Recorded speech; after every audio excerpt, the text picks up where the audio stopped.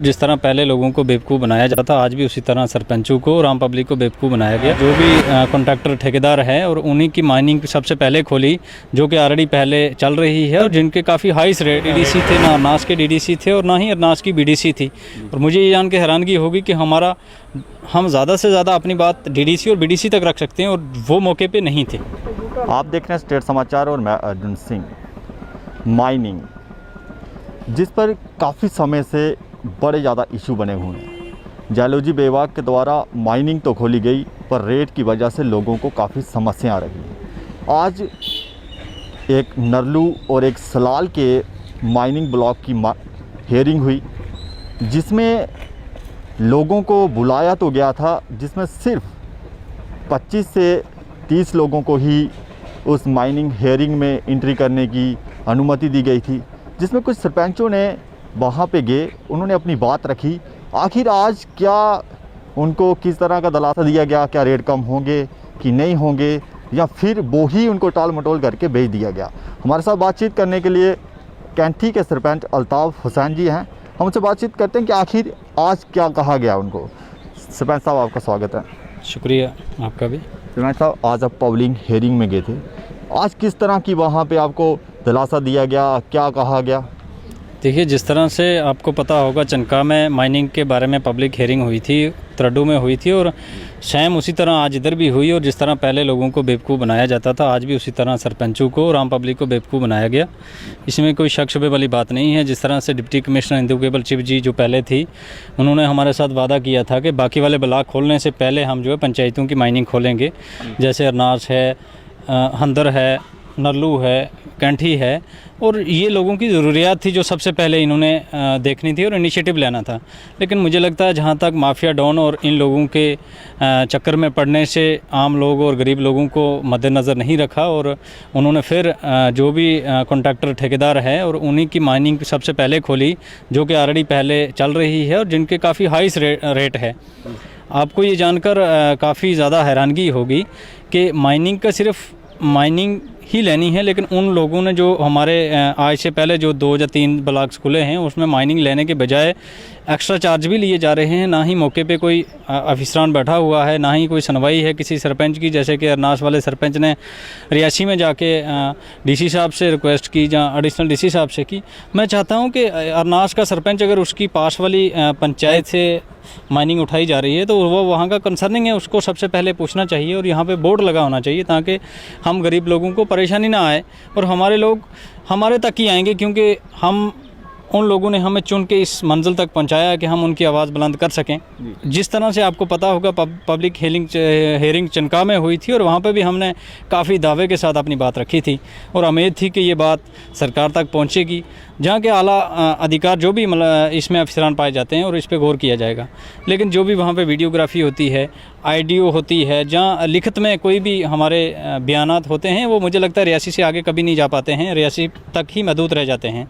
साहब, ऐसा नहीं लगता है कि जो पब्लिक हियरिंग होती है ये फिक्स्ड होती है कि किस तरह से की जाएगी, कौन कौन आएगा, कौन कौन बोलेगा, सिर्फ आपकी या पब्लिक बात ही सुनी जाएगी, आगे तो होता कुछ नहीं है? पब्लिक हियरिंग मुझे लगता है अगर पब्लिक की जन सुनवाई है तो वो आम लोगों की होनी चाहिए। मानता हूं कि कोविड-19 चल रहा है, लेकिन इतना बड़ा विशाल ग्राउंड अरनास में पड़ा हुआ था और क्या ज़रूरत थी आपको हॉस्पिटल के पास में जाके, हालांकि आपको पता होगा हॉस्पिटल और स्कूल बिल्डिंग के साथ में जाके आप कोई भी इतना बड़ा प्रोग्राम नहीं कर सकते, और ये हर बखूबी हर इंसान जानता है। लेकिन उन्होंने फिर भी बचने के लिए उस ऐसी क्लोज जगह रखी जहाँ पे सिर्फ 25 आदमी बैठ जाएं। अगर यहाँ पे होता तो मुझे लगता है 100 भी बैठ जाते, कोविड-19 को ध्यान में रखते हुए और सोशल डिस्टेंसिंग सब कुछ मेंटेन कर सकते थे। लेकिन प्री प्लानिंग ही सब कुछ हुआ था। ना यहाँ पे हमारे डीडीसी थे, ना अरनास के डीडीसी थे और ना ही अरनास की बीडीसी थी। और मुझे ये जान के हैरानगी होगी कि हम ज़्यादा से ज़्यादा अपनी बात डीडीसी और बीडीसी तक रख सकते हैं और वो मौके पे नहीं थे। जब हमने इनसे ये सवाल पूछा कि वो क्यों नहीं थे, उन्होंने ये कहा कि हमने फ़ोन पे उनसे बात की है, वो क्यों नहीं आए हैं। और मुझे लगता है 3 ही एब्सेंट कभी नहीं रह सकते थे, 2 बीडीसी और 1 डीडीसी, उनका यहाँ पे आना बहुत ज़रूरी था। वो क्यों नहीं आए, इन्होंने क्या बताया, ये मैं नहीं जानता हूँ। मैंने ज़रूर सवाल वहाँ पर रखा है। ऐसा भी हो सकता है ना कि गवर्नमेंट जो सेंटर में भाजपा की है, बीडीसी जहाँ के भाजपा के हैं, डीडीसी जहाँ के भाजपा के हैं, तभी वो नहीं आए होंगे क्योंकि वो सपोर्ट करते होंगे इस चीज़। ये तो बिल्कुल साफ जाहिर होता है, बिल्कुल साफ जाहिर होता है, क्योंकि आपको पता है सरकार में जो लोग बैठे हुए हैं और यहाँ के जितेंद्र सिंह MOS मिनिस्टर है वहाँ पे, और बीजेपी हमारे हिंदुस्तान में अपने बलबूते पे सब कुछ कर सकती है। आज से पहले भी हिंदुस्तान चल रहा था, अरनास में माइनिंग फ्री उठाई जा रही थी, और ये प्रोजेक्ट का एरिया, यहाँ पे प्रोजेक्ट वाले ही ये लोगों से कहते हैं कि आप इस मलबे को उठाइए ताकि प्रोजेक्ट को नुकसान ना हो। प्रोजेक्ट ने एक चिट्ठी में भी ये कहा था कि यहाँ के किसी भी लोगों को जिनकी ज़मीनें गए हैं वो किसी तरह की रोक टोक नहीं करते, ना उनको जाने के लिए ना कुछ उठाने के लिए, फिर भी माइनिंग ब्लॉक लगा दिए गए।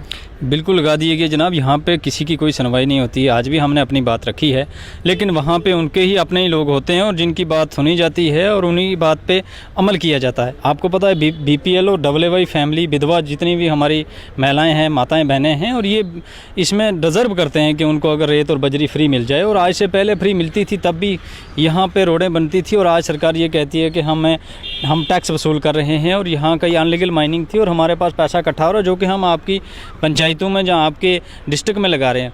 मैं ये जानना चाहता हूँ कि आज से पहले भी हिंदुस्तान चल रहा था, जम्मू कश्मीर की सरकारें थी, और आज से पहले कभी इतना नुकसान नहीं हुआ जितना आज हमारे ही गरीब लोगों से।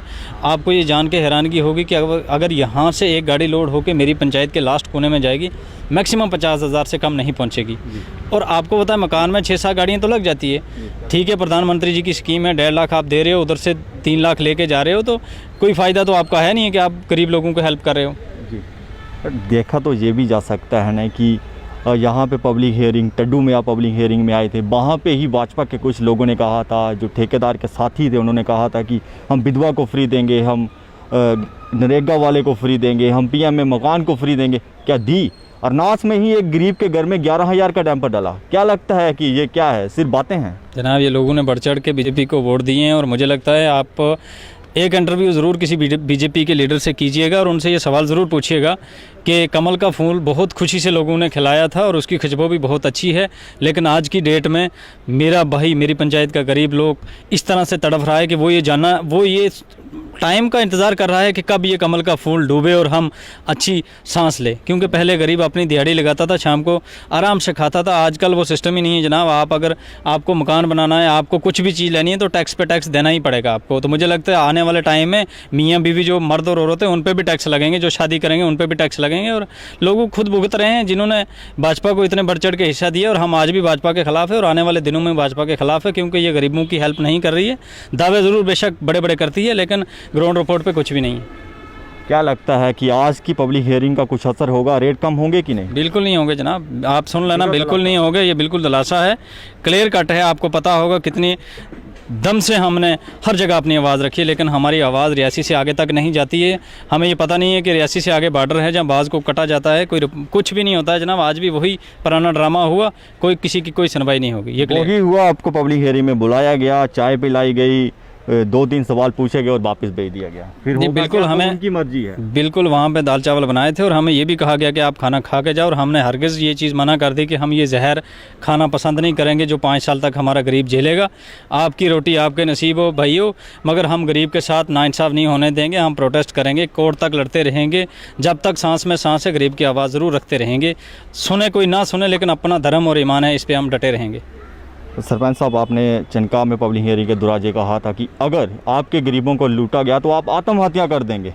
क्या लगता है वो टाइम आ रहा है? बिल्कुल आ रहा है, क्योंकि इसके सिवाय और कोई चारा नहीं है, और ये ऑन द रिकॉर्ड होगा। और अगर हम सुसाइड करेंगे और आपके कैमरे के सामने करेंगे, ताकि इतिहास रच जाएगा कि वाकई ही किसी सरपंच ने अपने गरीब लोगों के लिए अपनी जान कुर्बान की है, और हम वाकई लाइव दिखा के आपको जान दे देंगे।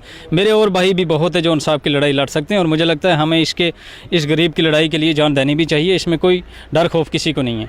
क्या कहना चाहेंगे जितेंद्र साहब से, अपने गवर्नर साहब से? जनाब, मेरी तो ये रिक्वेस्ट है कि अगर उनके कानों तक ये आवाज़ पहुंच रही है तो वो ज़रूर माइनिंग के रेट कम करें और हमारे गरीब लोगों को कम से कम राहत दें। क्योंकि आपको बड़े दावे के साथ लोगों ने पोलिंग बूथ पे जाके, बारिश धूप में जाके आपको पोलिंग बूथ पे जाके वोट डाला है। आपका ये धर्म और आपका ये फ़र्ज़ बनता है कि आपको गरीब की हेल्प करनी चाहिए। अगर ना करोगे तो आने वाले वक्त में खुद ही पता चल जाएगा कि कौन ऊँट किस कर पर बैठता है। शुक्रिया सरपंच साहब। ये थे हमारे साथ बातचीत करने के लिए अल्ताफ़ सरपंच जी। इन्होंने कहा कि हर बार की तरह जैसे पहले भी पब्लिक हियरिंग होती थी, बुला के चाय पिलाई जाती है, खाना खिलवाने के लिए, खाना खाने के लिए बोला जाता है, और इनकी बातें तो सुनी जाती हैं, पर होता वही है जो ये लोग डिसाइड करते हैं। ये लोग हमेशा कहते रहते हैं कि माइनिंग के रेट कम कर दो, इनके गरीबों को रेता बजरी जैसी चीज़ें फ्री दी जाएं, पर सिर्फ इनकी बातें यहाँ ही सुनी जाती हैं, होता कुछ नहीं है। बोला जाता है कि आपकी बातों को पूरा कर दिया जाएगा। आखिर सरकार इस तरह क्यों गरीबों की हालत खस्ता करने पे तुली है? कब गरीबों को ऊपर उठाने की कोशिश की जाएगी और कब इन गरीबों के घर बनाने के लिए रेता बजरी इनको फ्री में दिया जाएगा? आप देखते रहें स्टेट समाचार। रुपेश ठाकुर के साथ मैं अर्जुन सिंह।